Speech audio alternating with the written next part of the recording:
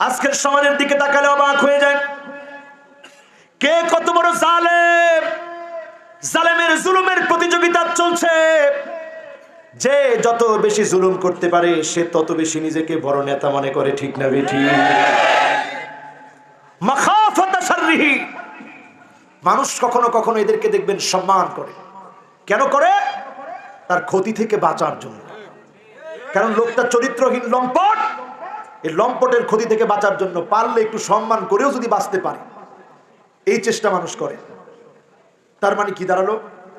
যেই লোকটার ভয়ে মানুষ দূরে পালিয়ে বেড়ায়, আপনি মনে করেন না অনেক বড় নেতা হয়েছেন, আল্লাহর আদালতে নিকৃষ্ট দাগী আসামি হিসাবে আপনার জায়গা হবে, ঠিক না বেঠিক? এটা হচ্ছে 1 নাম্বার। কয় নাম্বার? কত গুনার কাজ করতেছি একটু মিলাই দেখেন। এরপরে 2 নাম্বারে আমার ভাইরা, ইন্না মিন আশারুন নাস ইনদাল্লাহি মানসিলাতান ইয়াউমাল কিয়ামাহ, কিয়ামতের দিবসে সবচেয়ে নিকৃষ্ট মানুষের কাতারে আরেকজন থাকবে। ইউফদি ইলা ইমরাতিহি ওয়া তুফদি ইলাইহি সুম্মা ইয়ানশুরু সিররাহা।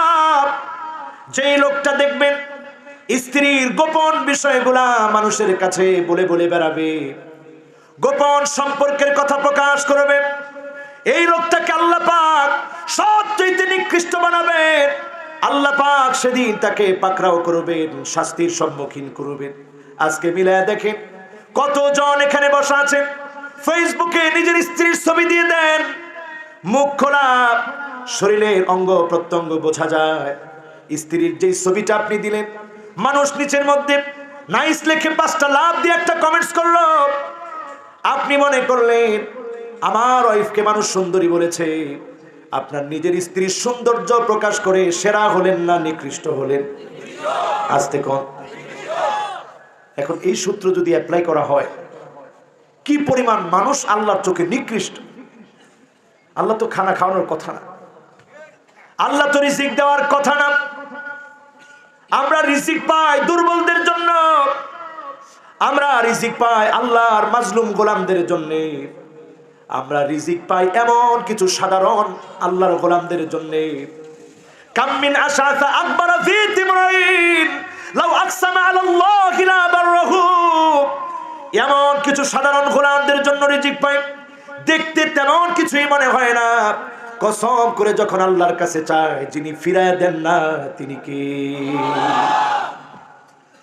তাদের জন্য আমরা রিজিক পাই। এমন নিকৃষ্ট এখন আমাদের চরিত্র।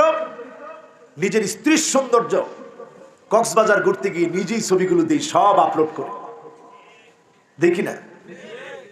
স্ত্রীকে বুড়ো প্লাগ করায় নিজের টাকা দিয়ে, স্যান্ড কিনে দেয় নিজের টাকা দিয়ে, শরীরের মধ্যে উল্কি আঁকায় নিজের টাকা দিয়ে।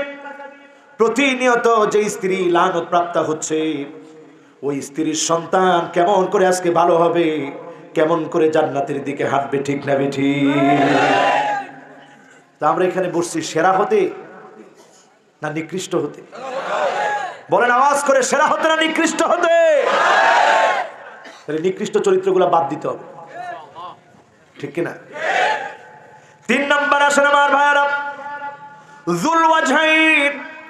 এমন এমন মানুষ দেখবেন, 2 চেহারাওয়ালা মানুষ। 2 চেহারাওয়ালা মানুষের সংখ্যা এখন আমাদের সমাজে কম না বেশি? 2 চেহারা। কয় চেহারা? রাসূল কত চমৎকার করে বললেন, তাজিদু মিন শাররিন নাস ইয়াউমাল কিয়ামা ইনদাল্লাহি মানজিলাতান যাল ওয়াজহাইন। কিয়ামতের আগে কিছু লোক পাবা 2 চেহারাওয়ালা হবে, মুসলমানদের সঙ্গেও তাল মিলায় চলবে, আবার অমুসলিমকে খুশি করার জন্য বারবার চেষ্টা করবে, আছে না না? আরেকটু মিলাই দিয়ে আরো মিলে যাবে। ভয় পেতেছেন? ভয় পান? আর আল্লাহরে ভয় করেন, কোন গোলামের ভয় নয়, আল্লাহর ভয় থাকতে হবে, ঠিক না বেঠিক? তাও তো ঠিক করে। ভয় কার? আল্লাহর ভয়। গোলামের কিসের ভয়? সারা দুনিয়া মিলেও যদি আপনার ক্ষতি করার চেষ্টা করে, আমার আল্লাহ যদি না চায়, একটা লোমকেও, বসানো লোমকে সোজা করার ক্ষমতা কারো নেই। বিশ্বাস হয়? তাহলে ওয়াজ চলতেছে কোন জায়গায়?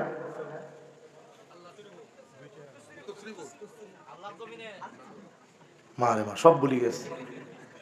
কে রে? একজনও কইতে পারলেন নামাজ কই চলতেছে? কয় চেহারাওয়ালা মানুষ? দুই চেহারা। কয় চেহারা? বাস্তবতার সাথে মিলায় নেন আমার ভাইয়ারা। আমরা মুসলমান, কালেমা পড়েছি, আমার হৃদয়ে আপনার হৃদয়ে কোরআনের জন্য ভালোবাসা আছে। ফ্রান্সে বসে যখন আমার নবীকে গালি দেওয়া হয়, আমার নবী নামে ব্যঙ্গ করা হয়, সবচাইতে বড় মিছিলটা আমার দেশেই হয়, ঠিক না বেঠি? আমাদের ভিতরে ওই যে বলেছিলাম হার্ট, সেই হার্টটাকে সচল রাখার জন্য হারিকেনের ভিতরে যেমন সলতা থাকে, উপরে একটা চিমনি থাকে, আর তেলগুলো দিয়ে প্রজ্বলিত করা হয়। আল্লাহ পাক রুহের খোরাক দিয়ে দেন। যখনই মাহফিল আল্লাহর গোলামেরা বসে, খোরাক পায়, হৃদয়টা আলোকিত হয়, হার্টটা যখন প্রকম্পিত হয়, ওই আলোটা বাহিরে বিচ্ছুরিত হয়। বিচ্ছুরিত হওয়ার কারণে গোলামের জবান দিয়ে আল্লাহর নামটা প্রকাশিত হয়, ঠিক না বেঠি? এখন একটু বুঝাই দিই, আমরা মুসলমান, আমার ধর্মের নাম কি? আর আস্তে কোন ধর্মের নাম কি? আমার ধর্মের নাম ইসলাম।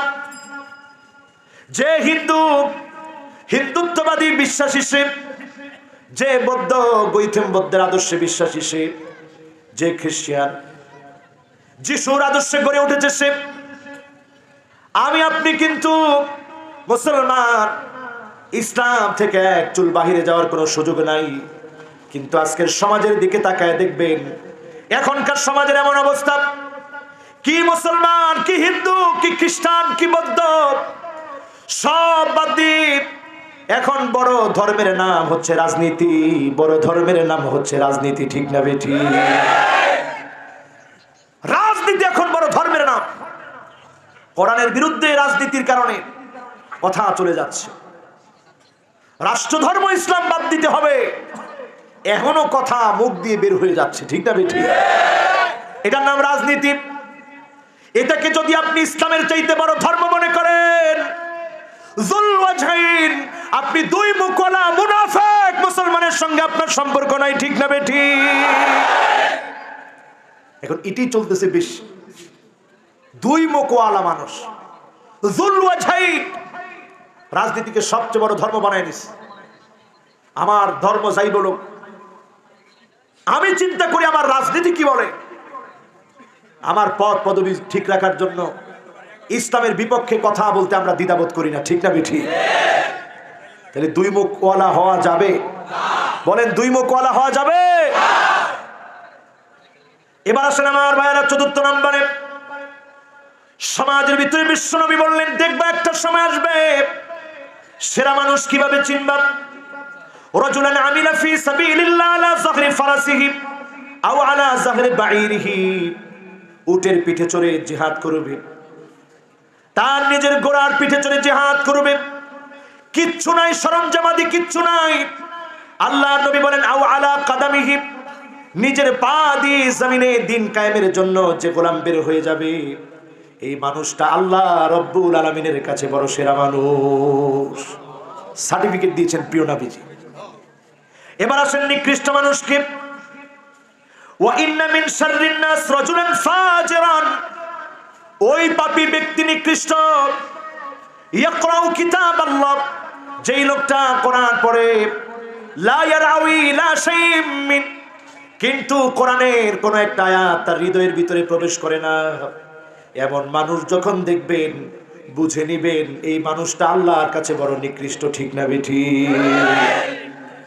কথায় কথায় বলে আমিও কোরআন পড়ি, আমরাও কোরআন পড়ি, ইয়াকরাউ কিতাবাল্লাহ, কোরআন পড়ে ঠিক, কিন্তু কোরআনের একটা এত কলিজার ভিতরে প্রবেশ করে না। বুঝে নিতে হবে ওই মানুষটা সেরা না নিকৃষ্ট। কথাগুলো মনে হয় খারাপ লাগতেছে। ভালো লাগে কেন? ভালো লাগে বেগুনের কাছে না, তো বেগুনের কাছে ভালো লাগে।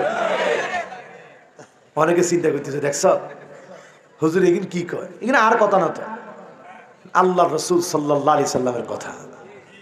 কাজে আমার গলা টিপে ধরার কোনো সুযোগ নেই।